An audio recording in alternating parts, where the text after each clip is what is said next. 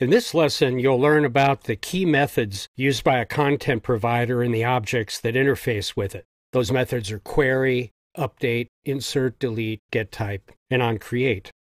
Remember, these key methods provide the connection between the user interface on through the content interface, content resolver, content provider, and into data access. Let's first look at the one method that's a bit different from the others, the onCreate method. To understand it, let's follow the sequence of events that triggers the content provider onCreate method. First, the content interface uses a content resolver object to access data for the first time. This causes the content resolver to try accessing the content provider, which causes the content provider object to be created and the onCreate method of the content provider to be invoked. In the onCreate method, the app does things like opening files and databases, and the work done there should be kept minimal. Let's take a look at the onCreate code for our service provider in the app. In the Notepad provider Java file, at statement 239, we have the onCreate method. All it's doing is creating a database helper object, which will handle opening the database when it's first accessed. And we'll learn about the database helper in the lesson on databases. And now on to our key 5 methods. The 5 key methods are query, insert, update, delete, and getType. They take inputs generated from our user and content interface, they use them to operate on the database, and return the results back through the same chain. And this creates a big feedback loop servicing interaction between our user and the database. In this lesson, I'll give you a quick rundown of the method's parameters and returns, and in the next lesson, we'll look at them in detail. So there are 7 parameters used in various combinations by the 5 methods. Now, this table shows which parameters are applicable to which methods and where they can be null. The URI specifies the data subset to be addressed, and we've already looked at the URI in some detail.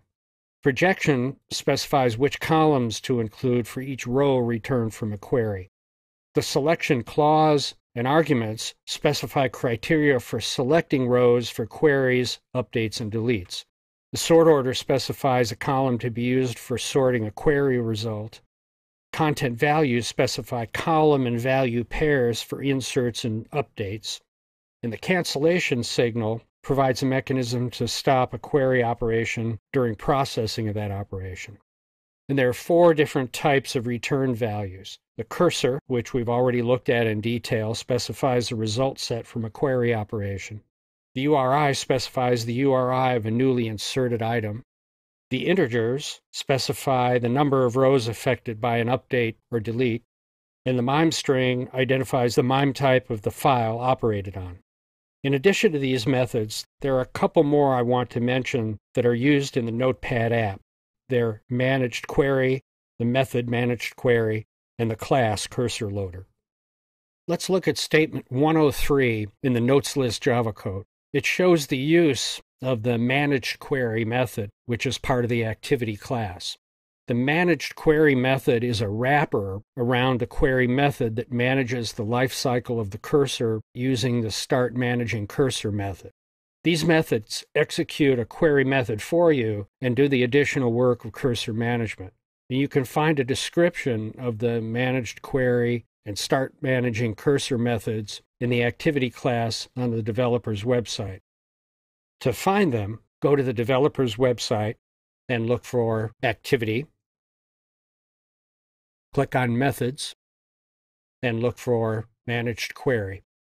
Here it is right here. There's a description of it. And we can also look for Start Managing Cursor. Here it is right here, and its description.